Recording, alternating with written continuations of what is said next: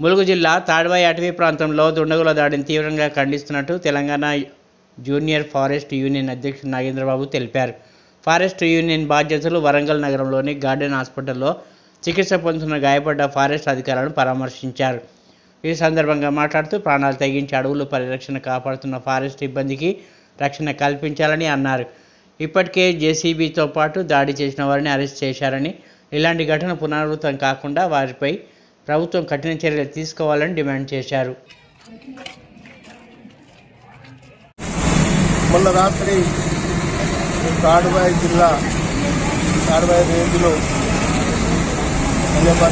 రేంజ్లో ఫారెస్ట్ అధికారి section officer Vinod కుమార్పై, కలెక్టర్ బిట్ ఆఫీసర్పై, ఇద్దరు బిట్ ఆఫీసర్లను అతి దారుణంగా జేసీబీ యజమాని దాడి చేసి రాళ్లతో దాడి చేసి వాళ్ళ గాయపరిచి చంపే ప్రయత్నం చేశారు.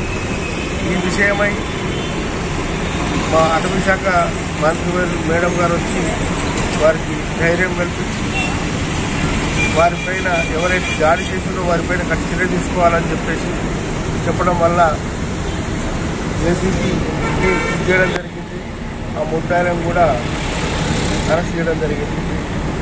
ఇలాంటి సంఘటనలు ప్రతి సంవత్సరం జరుగుతూనే ఉన్నాయి. రాష్ట్రం మొత్తం మీద ఎంతోమంది ప్రాణాలు త్యాగాలు చేస్తున్న ఫారెస్ట్ అధికారులు. మేము అడవిని రక్షిస్తున్నాము, కానీ పర్యావరణం రక్షిస్తున్నాము, మమ్మల్ని రక్షించే వాళ్ళు లేరు. మాకు రక్షణ కల్పించాలి, మాకు ధైర్యం కల్పించినప్పుడే మేము అడవులను రక్షించగలుగుతాం అని ఈ సభ ఈ 5 ద్వారా మీ అందరికీ తెలియజేస్తున్నాం. ఇక మీరు ఇలాంటి చర్యలు జరగకుండా ఉన్నతాధికారులు చర్య తీసుకోవాలని కోరుకుంటూ